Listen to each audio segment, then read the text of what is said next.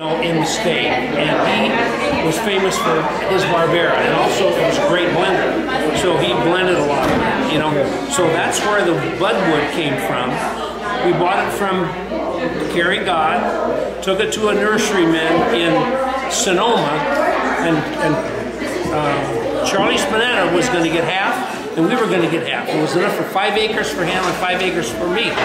Well, they had a really poor take on the vine, and Charlie said, you know, 2.5 acres isn't going to do me any good anyway. You take it. There was enough for 5 acres, so we planted 5 acres of the Barbera, and that's the original. And if you look way down there, there's a power pole. As far as you can see, and that's where it is. That's where it is. And it's that original. Where did he get the Who, Daryl Cordy? Well, it originally comes from North Italy, right? Yeah, oh no, he's an Italian. Yes. And he spends all his time over there. Okay. And he knew, I mean, the man is just simply knowledgeable. Yeah. You know, so that was his recommendation. You know, to do the... I think it's going to be a great wine in America once they, taste it. People don't know it. I put many people onto Barbera as I travel around. And people need to grow it the right way. We learned how to grow it. You know, you have to be... You have the right climate here. Absolutely. You start with the right climate and the right dirt. Okay, so you're up 5/8 right there. And after that, it's like you have to take off all the sprouts that aren't on your spurs, and that's 150 to 175 a vine. I have people out there doing this. It's terrible. They only get 11 vines an hour. And then that only leaves you 2 canes with 2 clusters on each cane. That's right. Another wines you don't do that with. Not as severely. The other wines don't sprout like that. Yeah, they behave better. Okay. You know, and then we also found out, and this is probably, I'm way out in the weeds here, but it's probably more than you want to know. With Zinfandel, you leave 6 spurs. That gives you 12 canes. That gives you 24 clusters. That gives you 4 tons per acre. And that's the magic thing. But with Barbera, we had to learn to leave 22 spurs, 44 canes, 60 or 70 clusters, because they're small.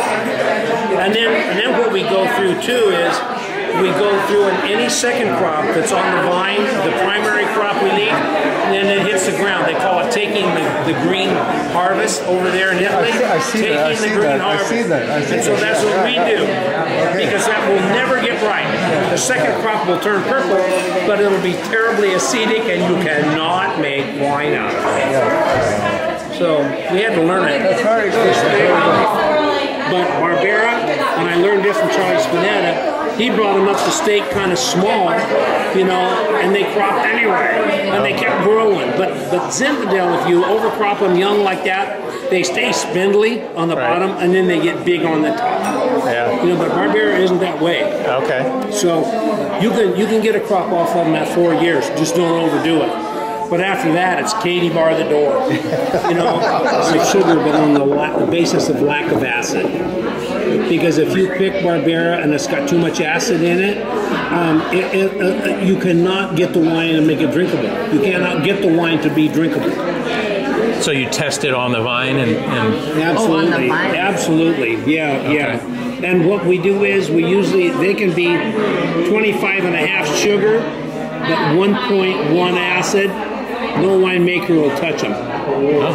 They're 1.2, and that's milligrams per kilogram. How much acid do you want? It has to be under 1. Oh. And 98's better. And 96 is better than that. 0.96. 0.96, yeah. Right. But if you get wait for it to be on there for too sugary, then you'll lose your pH starts going up. But the first year we made Barbera Reserva, we made it right off of this Louis Martini. That's the name I was trying to think for these people. We did. There's a story on it. We had some fruit right out there, which was beautiful, just aromatic. It was beautiful. You know, you could just smell the vanilla in it. And so we'd picked all of our Barbera that we wanted, and we were done. So I went down and talked to my winemaker. And I said, "Well," I said, "you know what? He said, what? I said, we're going to make a wine from those grapes up by the taster. He said, oh yeah? And I said, yeah. I said, we're going to call it Barbera Reserva. He said, Because of the okay. smell you were getting. Yeah, and I said, and you're going to sell it for $38 a bottle. He says, oh, now I am laughing. I said, get ready because you're getting the grapes. So we did it, put it in a bottle. It was great. We sold it for $38. You sold it for $38 a barrel. You did. Yeah. So you do you have any more reserve from those vines anymore? Yeah, we make reserve. Usually, if the grapes are exceptional enough, we make a reserve. You know, but we kind of shop around the vineyard where we get the best. But So in the bottle, does it have that vanilla aroma? Yeah, Still? yeah. That's interesting. And you know, it's funny. I'll tell you this little story. I made some bud wood available to. I'm a giver. You know. Well, obviously, everybody in the whole state, Northern California, has your wine. Your Probably, grapes. and it's probably because I never get my bills out fast enough. But anyway, I got some wood for this ranch over here, and they never did tell me how the Barbera did. They grafted it. They were grafting some Zinfandel, you know. I said, how's that fruit? Did it turn out okay? Because I heard that they had a problem with word gets around. They had a problem with a wine they had. And I said, I hope the problem that you had, if you had one, wasn't with our Zin. I was talking to the wine manager, and she said, our Barbera. She said, oh my God, no. She said, it was just we put it in that vineyard, and when we walked down the road, all we could smell was that wonderful vanilla. From the Barbera? Great, yeah. It was, and that one had been the year before, 2 years before. It was a Zinfandel vineyard, and there's too much Zin around here anyway. That's a lot of Zin. Because the people are, and I knew people would become educated. You know what I mean? Because when I said I was going to make whites, I had winemakers say, well, you're just a fool. You're in the wrong. Why are you going to make Well, not whites? for the summer. People like wine in the summer. Here though, you know, it's here. all Zin, you know. Yeah, it's all Zin, so, you know, there's a white. So anyway, but she told me, she says, it was just wonderful. Now, she said, those grapes are wonderful. And they're in a barrel now, so I don't know what the wine's going to be like, but I'm going to go get some of it, you know, when it's time. Oh yeah.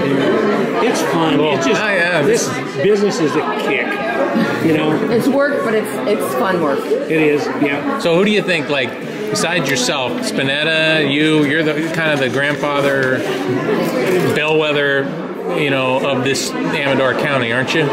Yeah, kind of. Yeah. But I'm a back cross to the old timers. I reference a lot of stuff with the old way. I grow grapes the old way. Yeah. Thank you.